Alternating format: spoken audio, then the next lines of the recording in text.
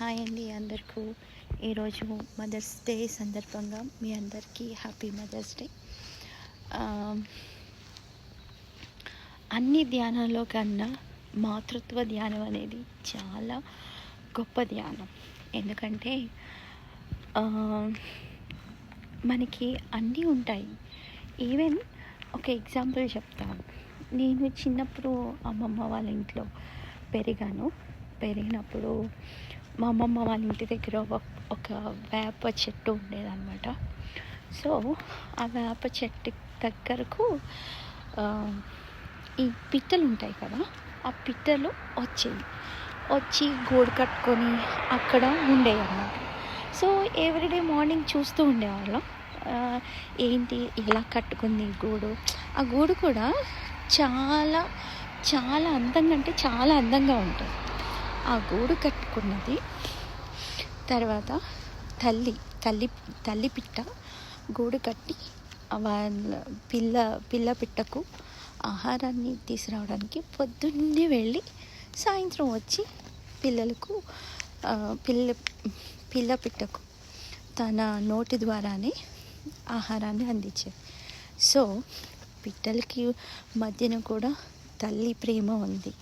So అవి గూడు కట్టుకొని అంతగా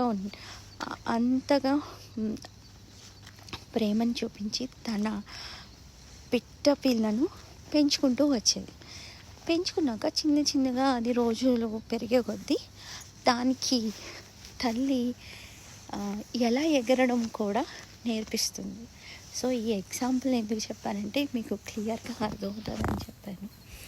సో అలాగే మనం తల్లి గర్భంలో నుంచి వచ్చి తల్లి మనకు అన్నీ నేర్పిస్తుంది.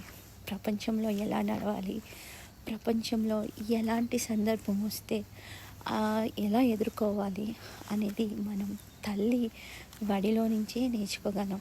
తల్లి వడిలో నుంచే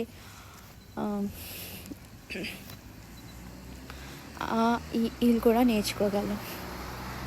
ఈ తల్లి అనేది మనకి ఒక వైద్యురాలుగా కూడా ఉంటుంది.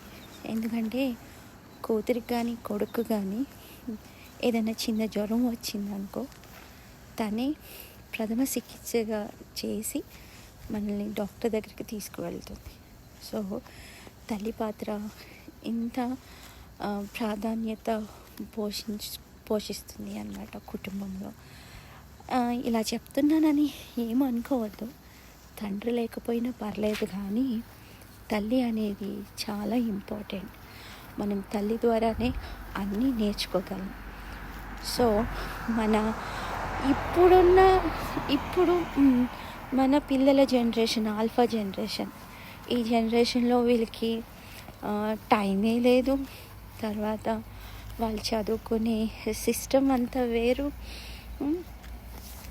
అలా అని వాళ్ళ మీద మనకి హోప్స్ పెట్టుకోలేము. ఎందుకంటే ఏ పిల్లలైనా ఒకటే, ఆడపిల్లైనా మగపిల్లాడైనా ఒకటే. కానీ దీంట్లో వేరియేషన్స్ ఏమి ఉండవు. కానీ చివరి దశలో మనకి వాళ్ళు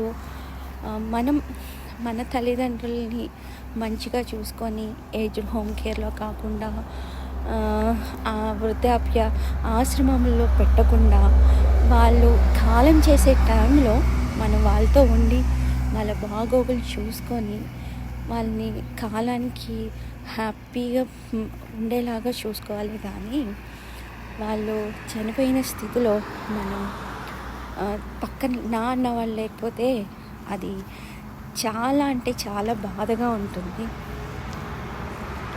సో అందుకని ప్రతిరోజు అమ్మల్ని బంగారంలా చూసుకుంటే ప్రతిరోజు మనకి మదర్స్ డే.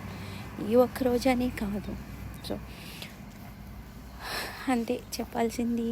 ఈ ఒక చిన్న ఒపీనియన్ అనుకుంటారో, స్టేట్మెంట్ అనుకుంటారో అని నేను చెప్పలేను, కానీ నా చిన్న ఒపీనియన్. మన తల్లిదండ్రులు మనం బాగా చూసుకుంటే మనకి అన్నీ మంచి జరుగుతాయి అని నా చిన్న ఉద్దేశం అంది. సో మీ అందరికీ మదర్స్ డే శుభాకాంక్షలు.